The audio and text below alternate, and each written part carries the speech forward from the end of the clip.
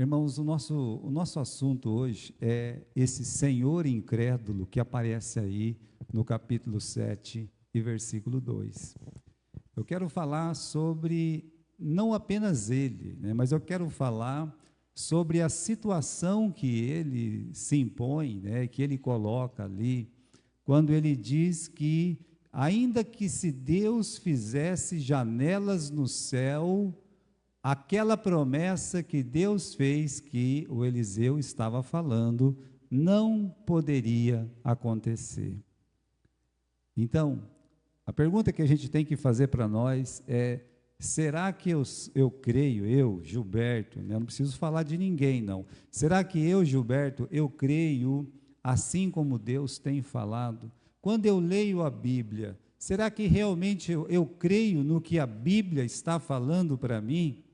Reparem no versículo 1, que ele insiste, né? O Eliseu, ele fala assim: assim diz o Senhor, ouve o que o Senhor está dizendo. Ele repete a frase que Deus é que está falando e não ele, o profeta Eliseu. E aí uma pessoa escuta a palavra de Deus e diz assim: ó, isso é impossível de acontecer. A gente tem que voltar um pouquinho. Se a gente quer entender o versículo 1 e 2 do capítulo 7, a gente tem que entender o que estava acontecendo. Então, meus irmãos, a cidade de Samaria, ela foi cercada porque o exército sírio, eles invadiram o território de Israel e cercaram a cidade de Samaria. E a guerra naquele tempo era um pouco diferente de hoje. Então as cidades tinham muros altos, tinham porta, então era difícil entrar lá. Se eles ficassem embaixo daquele portão ou embaixo daquele muro, jogava óleo quente, jogava pedra, sabe como é que é? Então ninguém ficava lá embaixo. Mas eles ficavam ali. Ou seja, bom, já que vocês estão aí dentro, vocês não querem sair, então está tudo bem. Vamos ver quanto tempo vocês vão aguentar ficar aí dentro. Samaria, por exemplo, teve uma época que ela ficou 3 anos e meio cercada, sem ninguém poder entrar e sem ninguém poder sair. Aí a gente pergunta assim: o que essas pessoas estão comendo lá dentro? O que essas pessoas estão bebendo lá dentro? Porque não tem o que comer, não tem o que beber. Então, já assim, irmãos, nós entendemos que já havia alguns meses que a cidade estava cercada pelo exército sírio. Então, eles estavam passando fome. O próprio capítulo 6 nos dá aquelas dicas, né, do que estava acontecendo lá dentro. Por exemplo, aqui no capítulo 6, dá uma olhadinha comigo para você poder comparar, né, olhar nas Escrituras.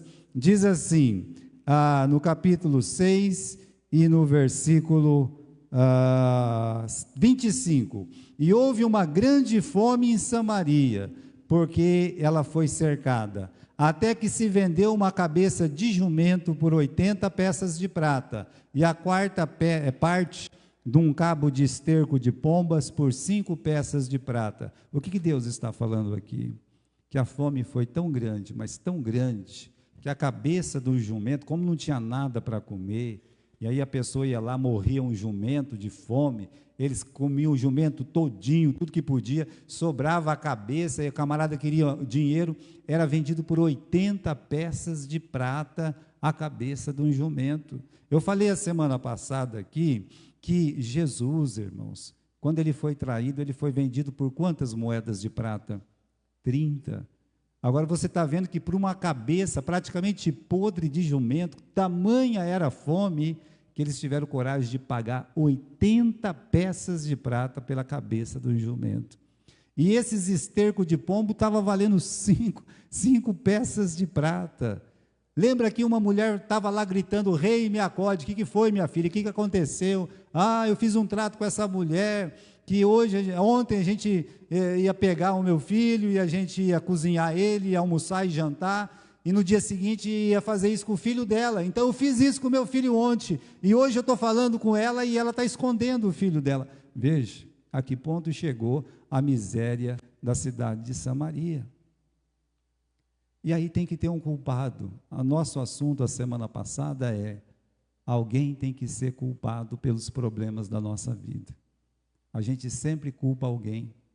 O rei que era idólatra, o rei que fazia tudo errado, o rei que levou aquelas pessoas a adorar outro Deus, ele olhou e disse: a culpa é do profeta Eliseu, vai lá e arranca a cabeça dele. O camarada foi para arrancar a cabeça dele, mas o rei se arrependeu, correu atrás, né? Não deixaram o assassino entrar, e quando ele chegou perto, na porta, o rei disse assim: Eliseu, eu sei que não é sua culpa, mas o que mais nós vamos esperar do Senhor? O que ele está dizendo? Ele está fazendo uma pergunta aqui: o que a gente pode esperar mais de Deus? Olha essa fome, olha essa miséria, porque o Eliseu, quando tinha fome, ele estava lá para ajudar, quando tinha alguém doente, ele estava lá para ajudar, todas as coisas ele estava ali pertinho. E agora, meus irmãos, parece que o Eliseu não queria fazer nada, não tinha nenhum milagre, não tinha nada. Olha, parece que Deus tinha esquecido completamente aquela cidade, e de fato Deus permitiu que ela passasse pelo que ela passou, para ela poder sentir a presença maravilhosa de Deus. E meus irmãos, quando ele perguntou, o que nós vamos esperar mais de Deus? É que o Eliseu disse: amanhã, a estas horas, vai ter tanta comida, vai ter tanta comida. Ele está dizendo assim, que olha, um pacote de arroz, eu nem sei quanto está custando um pacote de arroz, vamos dizer, um pacote de arroz vai estar custando 50 centavos. Oh, é muito barato isso. E, olha só, um pacote de farinha, um saco de 60 quilos de farinha, vai estar custando R$1. Era uma coisa impossível de acontecer. Se a fome era tão grande, a miséria era tão grande, mas essa era a profecia.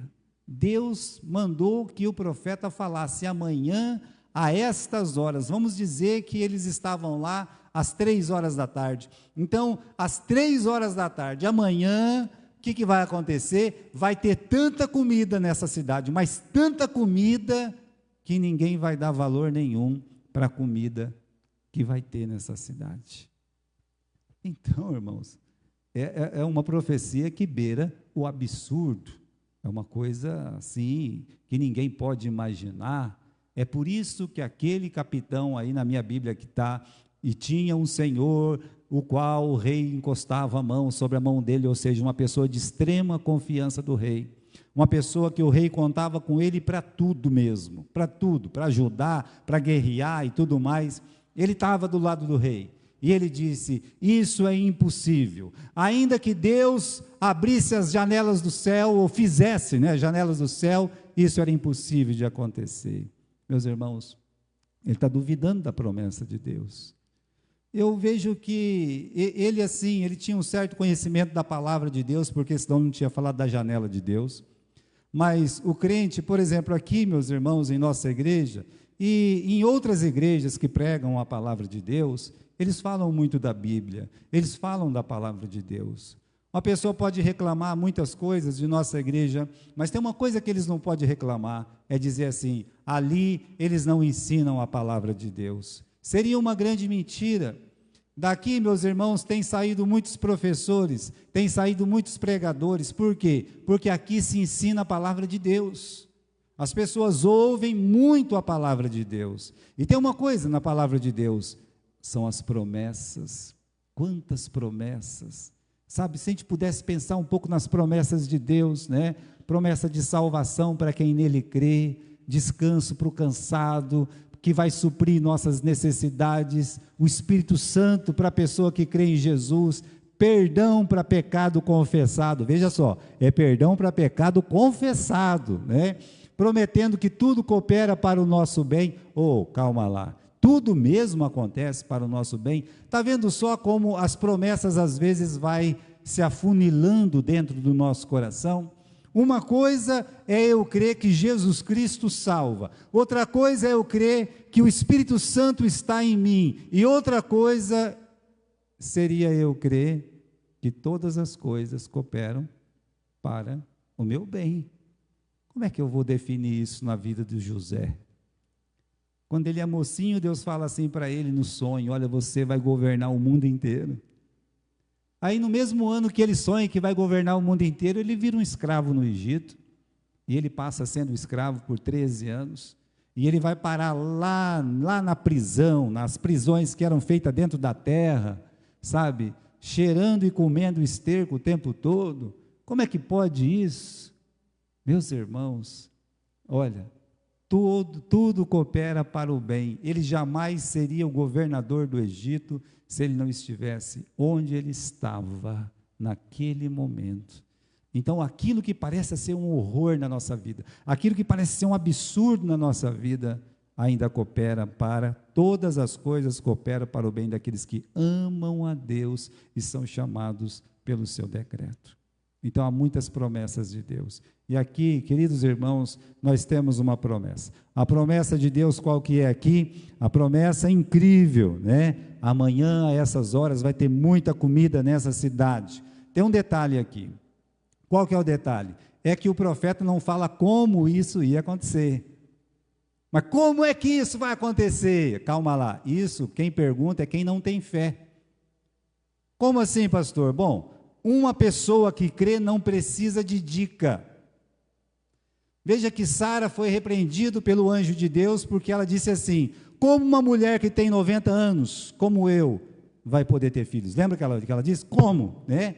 Agora, ela não tem que perguntar como. O cristão, ele não tem que perguntar como, ele só tem que crer que Deus fez a promessa. E aí, meus irmãos, o como não é comigo, é com Deus.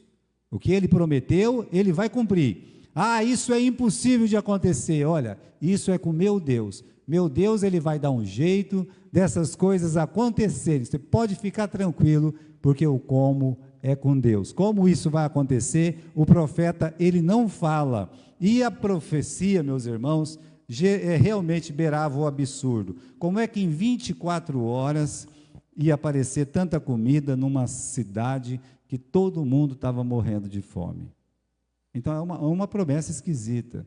E se eu estivesse lá, eu confesso para vocês, meus irmãos, que se eu estivesse lá, eu também teria muita dificuldade. Muita dificuldade. Porque daqui 24 horas tudo vai mudar, né? O rei, por exemplo, ele ficou quieto. Você não vê o rei falar nada, não vê nada. E olha que ele tinha experiências.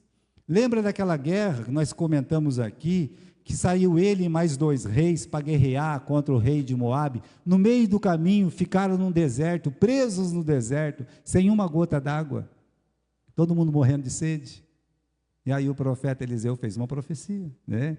Ele disse assim: olha, vocês não vão ver chuva, vocês não vão ver vento, mas comecem a cavar, façam muitos poços. Ué, se não tem chuva, não tem vento de chuva, por que eu vou cavar? Ele disse: porque esse vale vai se encher de água. E isso aconteceu. Então, irmãos, o rei, ele já tinha experiências que aquilo que o Eliseu falava, como o rei Josafá falou para ele mesmo, disse: Jorão, aquele homem, o Eliseu, está com ele a palavra de Deus. Então ele já tinha ouvido de um outro rei que o profeta Eliseu, ele tinha a palavra de Deus. Mas eu digo para você uma coisa: uma experiência do passado não é garantia que você vai continuar acreditando lá na frente. Você sabia que muitas pessoas que têm uma fé muito fervorosa, assim, no início, vai esfriando, vai esfriando, vai esfriando, e depois, no fim, murcha completamente? Olha, por exemplo, nós temos o Abraão. Deixa eu pensar no Abraão um pouco. Eu vou dizer por quê. Porque Abraão é chamado o pai do quê? O pai da fé. E ele então recebeu a promessa de Deus, que ele teria um filho, que assim, a descendência dele seria como as estrelas do céu, como o pó da terra. Ele recebeu essa promessa de Deus. Só que quando essa promessa completou 10 anos, e ela não tinha sido cumprida, a Sara se rebelou, e o Abraão anuiu o conselho da Sara, e ele teve aquele filho com a Agar, que até hoje é problema. Por quê? Porque a fé lá no meio do caminho, mesmo no pai da fé, murchou. Mas pela graça de Deus, ela brotou novamente, ela se fez firme, e depois de 25 anos, Deus cumpriu a sua promessa. As nossas experiências de fé do passado não são garantias que eu vou continuar a ter aquela confiança, aquela fé em Deus como eu tinha. Preste atenção nisso, porque é muito importante para a nossa vida espiritual. Olha, irmãos, às vezes eu fico pensando em coisas estranhas e muito esquisitas que Deus fez. Assim, mesmo no nosso ministério, né, de como Deus, ele fazia coisas incríveis. Muito, mas muito mesmo. Eu estava contando ontem sobre como a gente alcançou a bênção de comprar aquele prédio lá no Santa Antonieta. Para vocês terem uma ideia, todo aquele complexo, ele tem mais ou menos, ele tem quase 2.000 metros quadrados na avenida principal daquela vila. E a nossa igreja aqui, simplesmente, nós não tínhamos praticamente nada, mas eu ia com a Mariazinha, nós íamos lá no Jardim de Santa Antonieta, toda semana, né, irmã Mariazinha? A gente chegava numa casa, eu abria a Bíblia, cantava, orava. Quando eu abria a Bíblia para começar a ensinar a Bíblia, uma cachorra começava a latir, lá no fundo. Au, au, au, au. Eu não vou esquecer o nome do cachorro, chamava Laika, sabe? E era sempre assim. Uma vez eu fiquei tão triste, tão desanimado, sabe? Que eu clamei a Deus, eu disse, meu Deus, essas pessoas têm tão boa vontade, tanto amor, e tem esse som que me irrita tanto, né? Tenha misericórdia, Senhor. Aí na outra semana eu estava passando, eu vi uma placa, vende-se arpão, né? Material de construção, eu vi aquilo ali, né? E o pastor tinha prometido para mim que uma oferta de R$5.000 ia vir para comprar um terreno lá para o Santo Antonieta. Mas não dava para comprar nada com 5.000 naquele tempo, a não ser um terreno de 10 por 25, e olha lá, tinha um bar chamado Bar no Fim do Mundo, né? O único que eu consegui por 5.000 lá na época era do lado do Bar do Fim do Mundo. Eu pensei, imagine, como é que eu vou colocar o nome dessa igreja? Igreja Batista do Fim do Mundo, né? Então, eu não estava casando as coisas, né? Mas eu passei ali, eu olhei aquela coisa ali, eu disse, Senhor, eu disse, muito obrigado, é esse.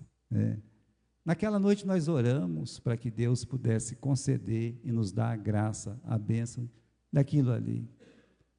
Pois o pastor não ligou e disse, e aí, Gilberto, você não achou nada? Não, achei. Eu digo, pode vir, pastor. Não falei nada para ele. Mas quando ele chegou, eu me lembro perfeitamente, eu fui lá no Bar do Fim do Mundo, daquele lugar lá, tinha uma placa, vende, né? Eu disse, aqui, pastor. Ele ficou tão desanimado, sabe? Aqui, né? Eu digo, pastor, com essa oferta ainda é a única coisa que a gente consegue comprar, né? É isso aqui, mas não tem mais nada, Gilberto. Não tem, pastor, não tem. Não, tem uma outra aqui que eu vou mostrar para o senhor. Aí eu mostrei lá, tá, ele olhou. Mas e aí? Eu disse, esse aqui, pastor, custa 70.000. Na época, era um dinheirão, sabe? Ele ficou meio assim, sabe? Entrou, ele tinha aquele landau, os irmãos lembram, sabe? Vamos embora, né? Entrou dentro do landau, ele bateu a porta daquele jeito diferente que ele batia quando ele estava nervoso, né? Ele batia a porta. Eu já estou velho, Gilberto, ficava falando um monte de coisa para mim, né? Aí ele disse, desce e vai lá na frente, lá. Aí eu fiquei lá na frente, lá, que nem uma múmia lá na frente, né? Aquele terrenão e eu com essa gordura toda, um risco. Era um risco lá, né?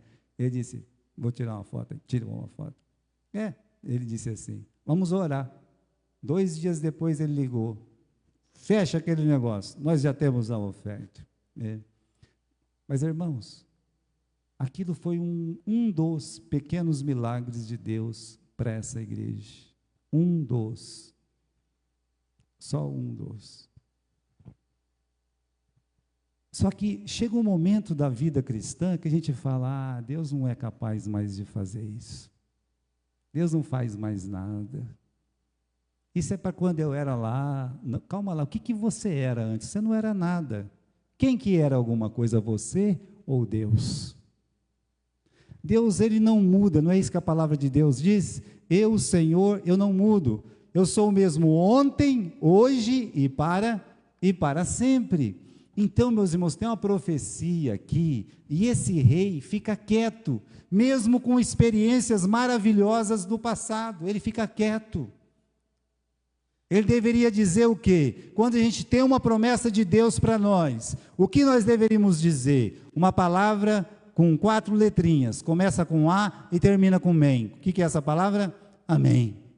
É a única coisa que nós devemos dizer a Deus: Senhor, amém, amém. Eu creio, Senhor, eu creio na sua promessa. Então, irmãos, o rei ficou quietinho, Agora surge o Senhor incrédulo, capítulo 7, versículo 2, porém um capitão, ou um homem, ou um senhor, em cuja mão o rei se encostava, respondeu ao homem de Deus e disse: eis que ainda que o Senhor fizesse janelas do céu, poder-se-ia fazer isto. Ou seja, quem que é esse homem? É um homem de confiança, Ele é descrente, ele não é só descrente, ele é sarcástico. Ele é maldoso no comentário dele, porque ele fala assim: ainda que se Deus fizesse janela no céu. Deixa eu dizer, o livro de Malaquias fala que essas janelas existem, tá? Elas existem. Deus não precisa fazer janela no céu, porque elas já existem. E por que você tem uma janela lá na sua casa? Já parou para pensar por que você tem uma janela na sua casa? Você tem uma porta para você entrar e para você sair. Você não entra e sai pela janela. Ó, aqui, eu não fico pulando, mas se bem, que os ladrões aqui, no tempo, entrou como se fosse uma porta aqui. Mas agora não pode mais. Mas olha só, nas nossas janelas é para a gente olhar o que tem lá fora, para entrar luz e para a gente poder olhar o que tem lá. Veja, meus queridos irmãos, a janela do céu serve para isso, para Deus ver todas as nossas necessidades, para a gente poder ver aquela luz que vem lá dos céus para nós, e a gente poder ver assim, meus irmãos, como Deus é gracioso, maravilhoso, em suprir todas as nossas necessidades. Olha o que ele fala: ainda que Deus fizesse janela no céu. Então, para ele não tinha janela no céu.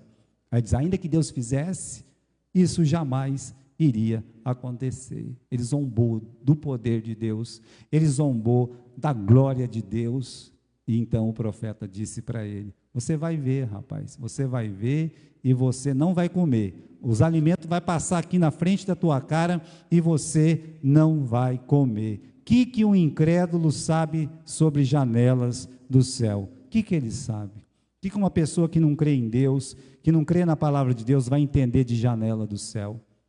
Olha, Deus sustentou o povo dele, não foi um dia, nem um mês, e nem um ano. Ele sustentou o povo dele 40 anos no deserto com o maná.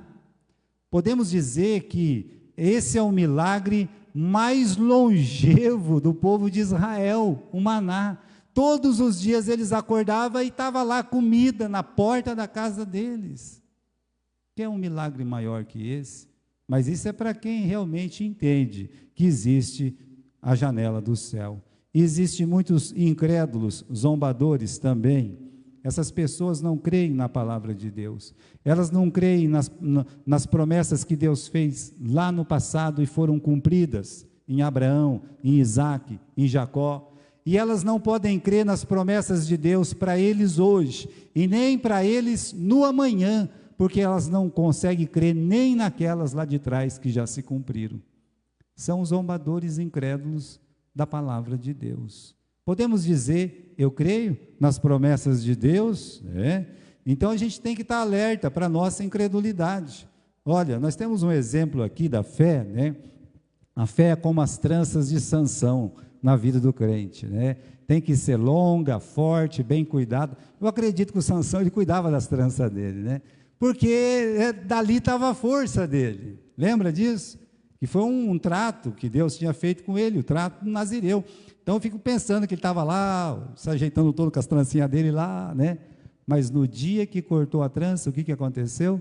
Acabou a sua força. Quando a nossa fé, ela mingua, a nossa força espiritual, ela mingua também. Então, irmãos, Deus fez uma promessa, Ele vai cumprir. Para Ele cumprir, Ele cria situações para que a sua palavra seja cumprida. Vamos ver aqui, 2 Reis, capítulo 7, diz aqui no versículos 3 e 4, 4 homens leprosos estavam à entrada da porta, os quais disseram uns para os outros: por que nós vamos ficar aqui até morrer? Se dissermos, vamos entrar na cidade, lá tem fome, e morreremos ali, e se ficarmos aqui, também nós vamos morrer. Sabe o que vamos fazer? Nós vamos lá no arraial dos Círios, se eles nos deixar viver, viveremos, se não, então que ele nos mate de uma vez, Olha, Deus está criando situações. Eles foram lá no arraial dos Círios, como diz o versículo 5, chegaram lá de madrugada e não tinha ninguém. Entraram numa tenda, não tinha ninguém. Entrava na outra, não tinha ninguém. Eles pegavam os alimentos, as coisas que estavam naquela tenda, a roupa, tudo, e levava lá para o meio do mato e se escondia lá. Oba, Aí eles criavam coragem, entrava de novo no arraial, invadia outra tenda e roubava tudo que estava lá e ia embora. Por que eles estavam fazendo isso? Porque não tinha mais ninguém no arraial. Como assim? Irmãos, naquele tempo, uma guerra, uma cidade que tem 50 mil habitantes, 40, que nem era Samaria, ia ter 30, 40 mil soldados lá embaixo para invadir ela. A proporção era quase igual. Então você imagine assim, 30, 40 mil soldados inimigos ali, naquele grande arraial, O que aconteceu de noite? Veja só, Deus mandou um som. Como assim, pastor? Um som. Só que é um som aqui dentro, não é um som para fora. Como aconteceu com Saulo. Saulo, Saulo, por que me persegues? Quem és tu, Senhor? Então Deus, Ele pode fazer isso com uma pessoa, de colocar na cabeça da pessoa um barulho infernal, como Ele fez aqui com os Círios, porque Ele é o dono da mente. E esses Círios então ficaram perturbados. No mesmo momento Ele colocou o mesmo som em todos os soldados, barulho de carro, barulho de cavalo, um grande exército chegando. O rei de Israel contratou os heteus, os egípcios contra nós, Vamos fugir. Eles fugiram, por quê? Desesperado.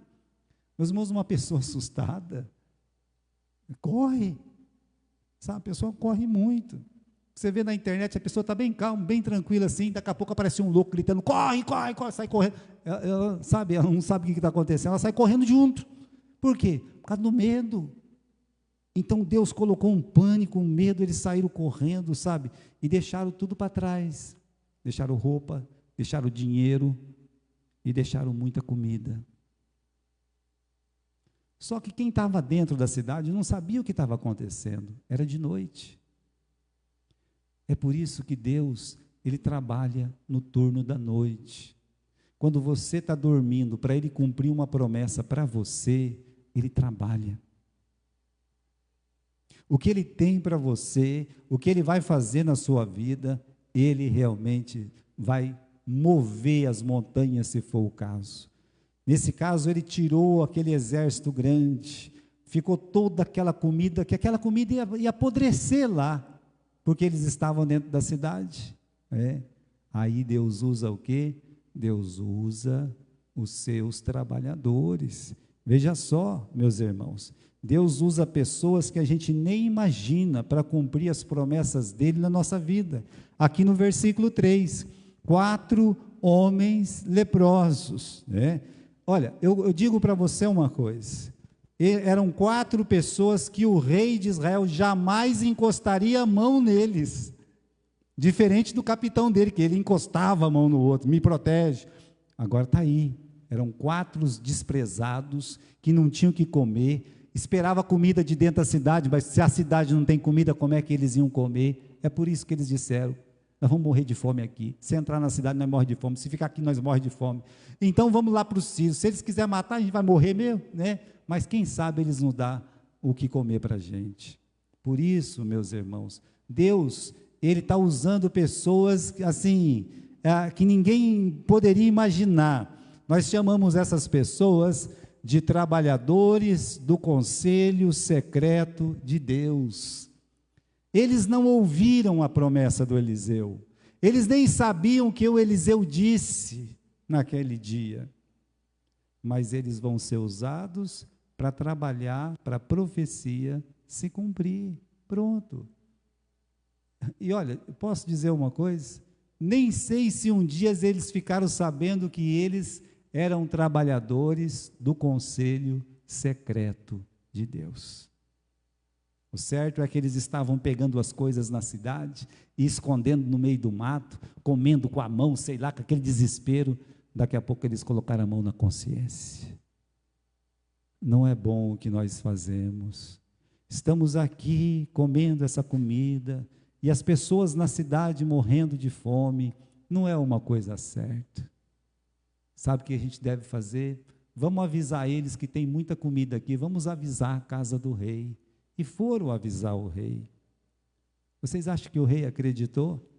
A palavra de Deus diz que não. Que ele disse, isso é mentira. Os sírios saíram das tendas, nós vamos chegar lá e eles vão vir do meio do mato, mata a gente e entra dentro da cidade. Falou desse jeito. Mas não, meus irmãos. Olha como uma pessoa que está fora da vontade de Deus, ele nunca consegue perceber que Deus está trabalhando para ele.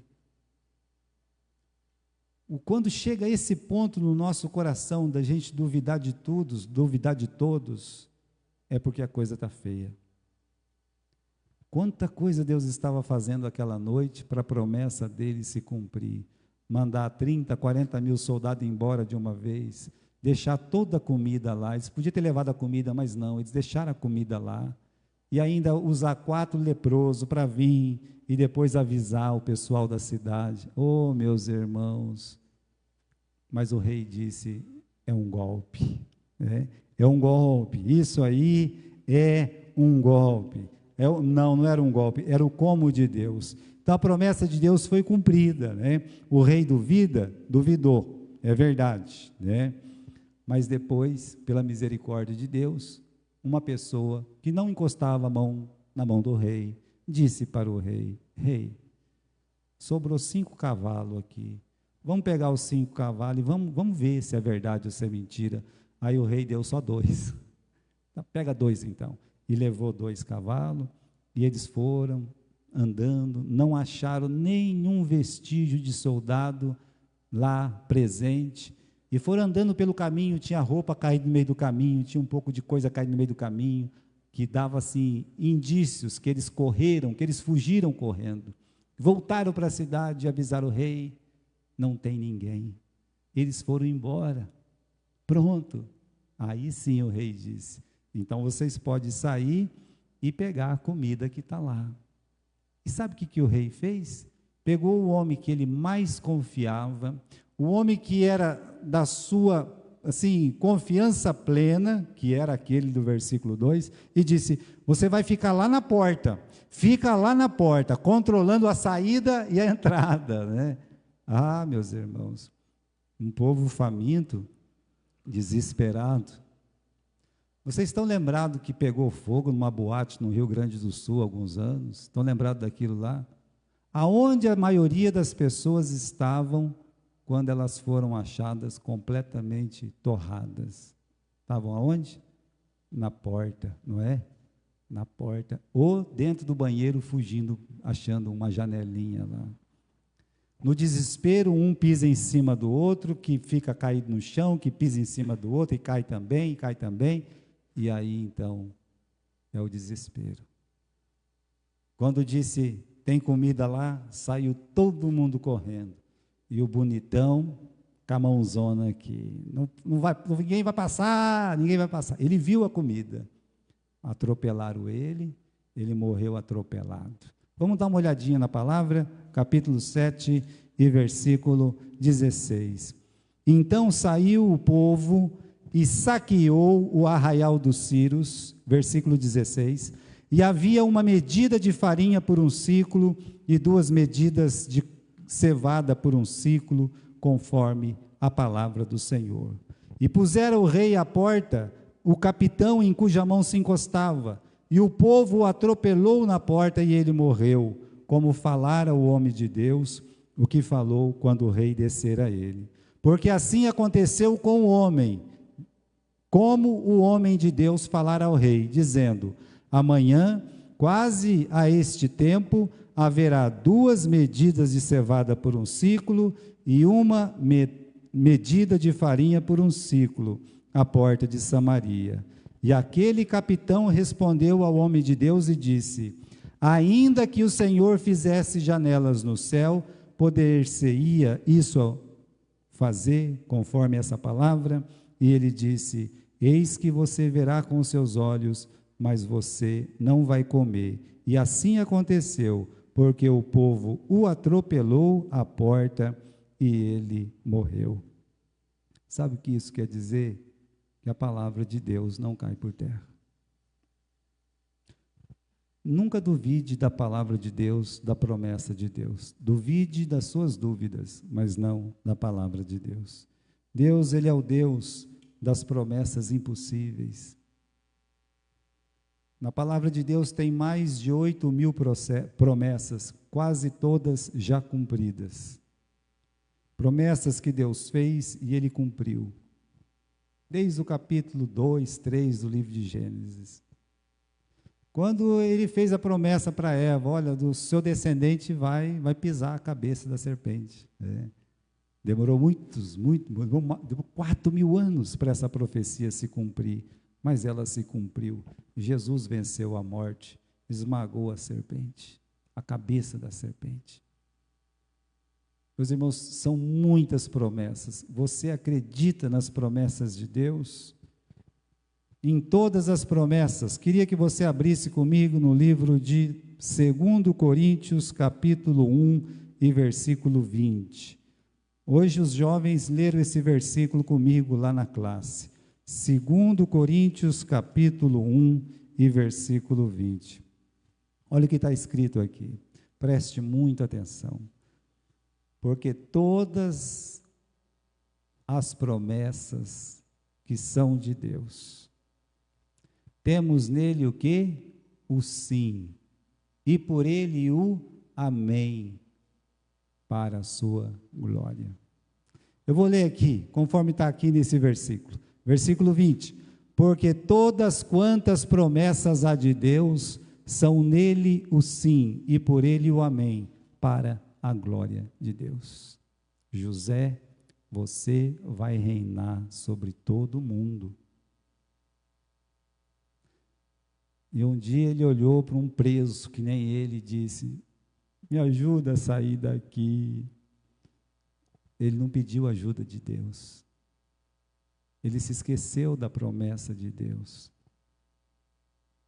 Por que eu me esqueci da promessa de Deus? Porque existe uma dúvida no meu coração.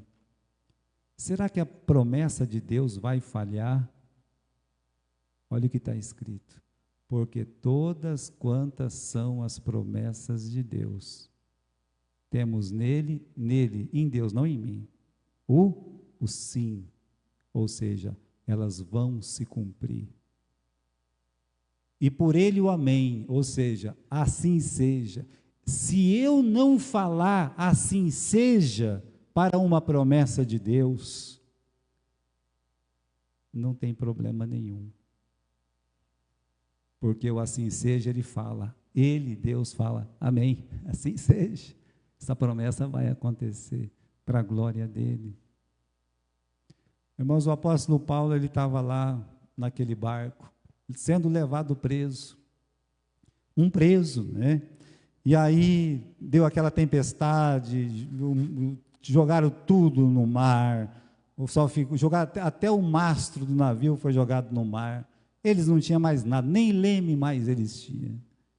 E aí, de noite, Deus apareceu para o Paulo e disse assim: Paulo, eu tenho uma promessa para você. Qual que é a promessa, Senhor? Olha, nenhum de vocês que estão nesse barco vai morrer, mas o barco vai bater nas pedras, vai se arrebentar e vai afundar. O Paulo, meus irmãos, ele creu, ele contou isso. falou assim: olha, de noite o anjo do Deus que eu sirvo me apareceu e falou para mim que esse barco vai afundar, mas ninguém vai morrer. Meus irmãos, quando ele estava falando isso, já tinha gente pegando o bote e jogando lá dentro para fugir do barco. E Paulo disse: quem sair eu não garanto, né? Aí eles levantaram o bote de novo e ficaram quietinhos. O barco se deu nas pedras, arrebentou todinho, e mais de 300 pessoas não morreram. Mas o Paulo, ele fala uma frase maravilhosa. Ele diz assim: eu creio em Deus como me foi dito. Eu creio exatamente do jeito que Deus está falando. É essa fé, meus irmãos, que Deus, Ele quer de nós. Por que falta alegria no nosso coração? Porque nós esquecemos das promessas de Deus na nossa vida. E o meio que Ele vai cumprir essas promessas, como aconteceu com Paulo, às vezes é doloroso, o barco tem que afundar para que ele possa sair vivo, nadando. Uai, é a promessa de Deus. O José tem que ser preso e ficar lá naquele calabouço até que se torne o governador do Egito. Mas Deus um dia faz o faraó ter sonhos e buscar ele lá da prisão. Por quê? Porque a promessa que ele tem para nós vai se cumprir, meus irmãos. Ele não é homem para que minta. O cumprimento das promessas de Deus é um testemunho da sua fidelidade. Olha o Josué. O Moisés não conseguiu ver isso pela incredulidade.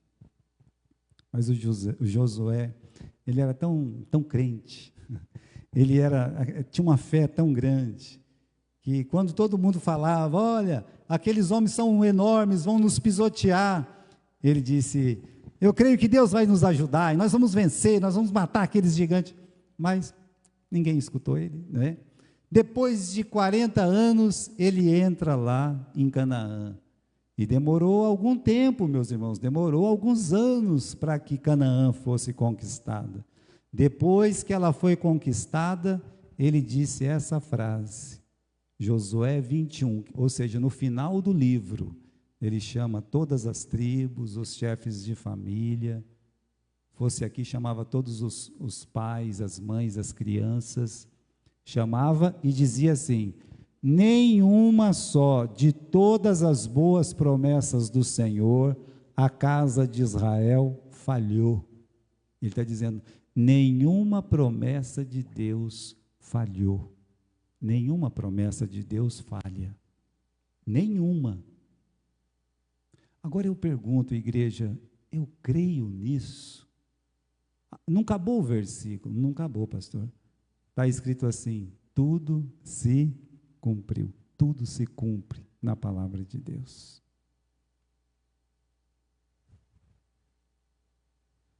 O grande pecado do homem é a descrença. Tem um versículo que nós conhecemos, Hebreus capítulo 11, versículo 6. Qual é, meus irmãos, a única coisa que Deus pede de nós para que as promessas dele se cumpram em nossa vida?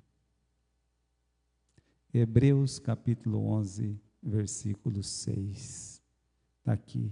Sem fé é impossível agradar a Deus. É impossível agradar a Deus sem fé. Diz mais: aquele que vem a Ele deve crer que Ele existe e que Ele é galardoador. O que é isso? Galardoador. Ele abençoa, Ele presenteia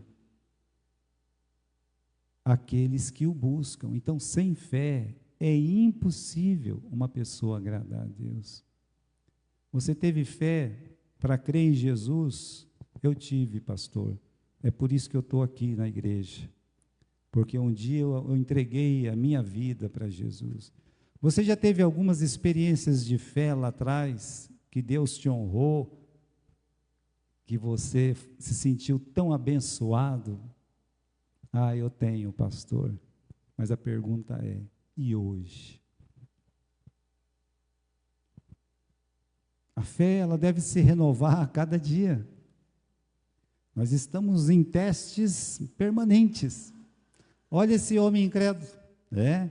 Olha lá, ele recebeu, né, a salvação de Deus, zombou, não creu, né? Ele teve o dia inteiro para se arrepender, não se arrependeu. E aí, meus irmãos, ele viu aquelas bênçãos entrando na cidade, muita comida entrando, e ele não teve o gosto de comer. Por isso, olha aqui, muitos vão perceber a verdade tarde demais. Que Deus abençoa tarde, quando sabe, o rico olhando lá para o Lázaro, ai Senhor, eu quero estar aí, irmão, mas agora você já morreu, é morto, né? Ele viu Lázaro abençoado, mas ele não podia mais mudar a situação dele. Por quê? Porque o que Deus requer de nós, né? Só para a gente lembrar e terminar, o elemento necessário para Deus cumprir suas promessas em nós é a fé. Sem fé é impossível agradar a Deus. Leia a Bíblia, você vai encontrar promessa. Aí depende. Você vai encontrar promessa. Por exemplo, tem uma promessa maravilhosa de Deus. Quando é uma criança, nossas crianças não tem nenhuma aqui, a gente levamos nossas crianças para lá. Aí eu vou pegar um grandão. É você mesmo, Daniel. Vem cá. Mas vem rápido, para nós não perder tempo, porque eu estou acabando o culto, né? Vai calçar o sapato porque ele está sem sapato. Vocês acreditam nisso? Dá para acreditar que ele tira o sapato cheio de chulé e vai lá, vem cá, Daniel, vou fazer uma coisa aqui. Aqui. Tem uma promessa para um filho. Qual que é a promessa que Deus tem para o filho? Filhos, obedecei os vossos pais no Senhor. Por quê? Porque isso é justo. E é o primeiro mandamento com promessa. Você sabia disso? Que Deus promete prolongar a vida de um filho porque ele é obediente ao pai e à mãe? Mas eu escolhi ele porque ele é obediente para o pai e para a mãe dele. Então, você vai durar bastante, hein? Deus vai, né? É uma simples promessa, eu só estou usando o exemplo aqui, que Deus, Ele promete nos abençoar. Pense naquela, por exemplo, todas as coisas cooperam para o bem daqueles que amam a Deus e são chamados pelo seu decreto. Você acredita nisso? É fácil acreditar se tudo está bem. E quando as coisas não estão bem, eu posso dizer: Senhor, eu te louvo, porque eu vejo que o que o Senhor está fazendo, né? Eu acredito, como o nosso Paulo lá naquele barco. Eu creio como Deus me falou. Eu também, irmãos. Assim, eu tento renovar a minha fé todos os dias, porque senão, vocês sabem, eu não estaria mais aqui. Mas porque tenho fé em Cristo, que a obra é dele e é grandiosa, que eu sempre, sim, tenho alegria de servir a Deus, né? Espero que vocês também tenham a mesma alegria. Amém?